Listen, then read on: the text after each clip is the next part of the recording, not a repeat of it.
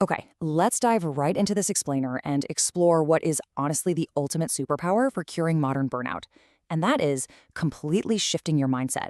Because let's be real here, sometimes the biggest villain in our lives is literally just our own perspective.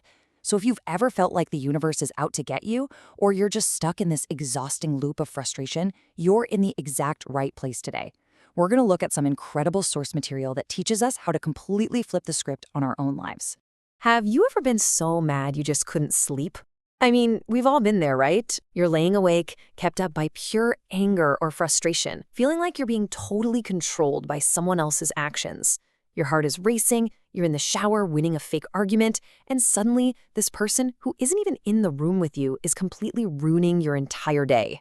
Well, science actually drops a massive plot twist on us here. Your emotions, they are entirely fake. They're literally just a biological reaction. According to the research in our source material, human diseases and physical ailments are actually heavily linked to these emotional reactions. But here's the good news. With a really simple, powerful perspective shift, you can banish those negative emotions in a single second. You absolutely do not have to be a victim to them. To show you exactly what I mean, let's look at our first real-life cautionary tale, the Wall Street tragedy. We start with this highly educated PhD graduate from Fudan University.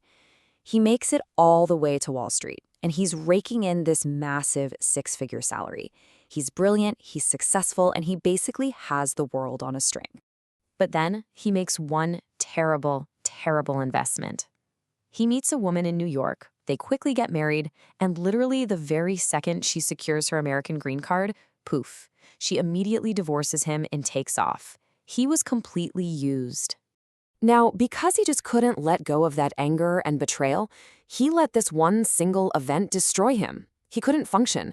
He lost his high-paying job, all his interpersonal relationships completely crumbled, and he literally lost his mind. He began suffering from hallucinations and ended up spending decades as a homeless beggar on the streets. I mean, just imagine if he had shifted his mindset, if he realized he actually helped someone, recognized his own incredible worth as a Wall Street PhD, and just moved on.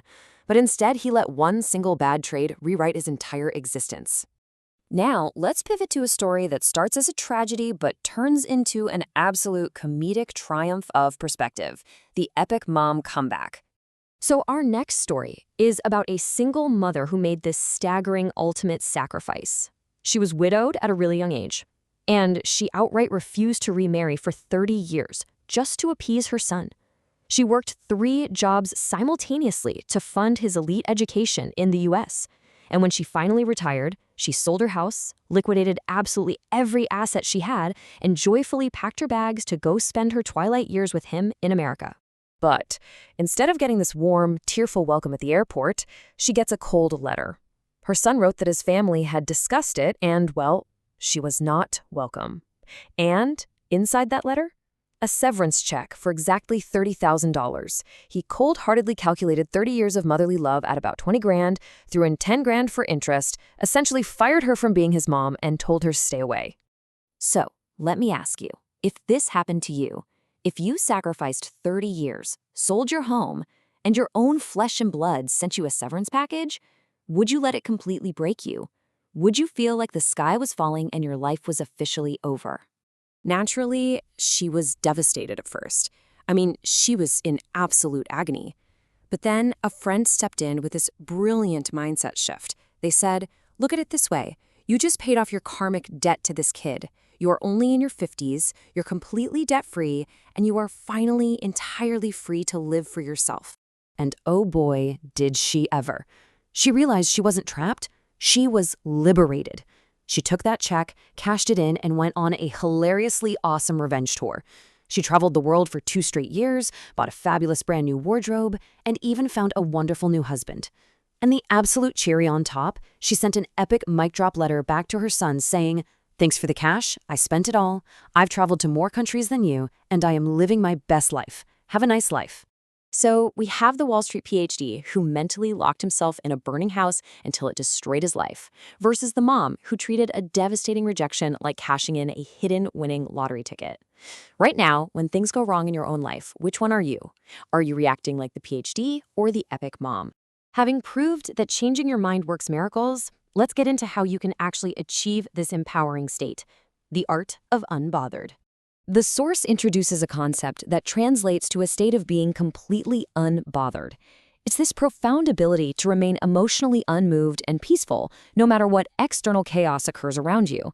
The ultimate goal here is to reach a level where absolutely no person and no event can trigger your negative emotions. You essentially become bulletproof. So how do we get there? The source gives us 4 actionable practices. Step 1, embrace hardship to build up your resilience. Step 2, hide your edge so you aren't wasting energy always trying to prove you're the smartest in the room. Step 3, stop complaining. And step 4, don't rush. Let's actually look a bit closer at those last 2. The physical reality of complaining is honestly wild. The source argues it doesn't just annoy your friends, it physically drains your energy. It literally enters your cells and acts as a giant magnet for low-level, toxic people. Think of it this way. If you complain all the time, you are basically sending out a VIP invitation to misery. And step 4 brilliantly illustrates how to stop forcing life. Let go of past entanglements. Cut those toxic ties. Seriously, just delete their numbers. Allow trees to be trees and flowers to be flowers. Stop trying to force people to be something they just aren't. Allow yourself to be yourself and become a calm observer of the chaos rather than an active participant in it. Let's bring this all together and see how this builds into ultimate personal freedom. Set yourself free. You know, nobody can hurt you but yourself. You have to realize that forgiving someone who wronged you, like the mom forgiving her ungrateful son, or the PhD needing to forgive his ex-wife, it isn't about letting them off the hook. It literally has nothing to do with them. It's about letting yourself off the hook so you can actually sit back and enjoy the ride of your own life. Which brings us to our final thought for this explainer. If the mind is unmoved, the person does not act rashly. If unmoving, one is unhurt. So when the inevitable chaos of life happens today, are you going to let the world control your emotions, or will you cash that winning lottery ticket and become completely unbothered?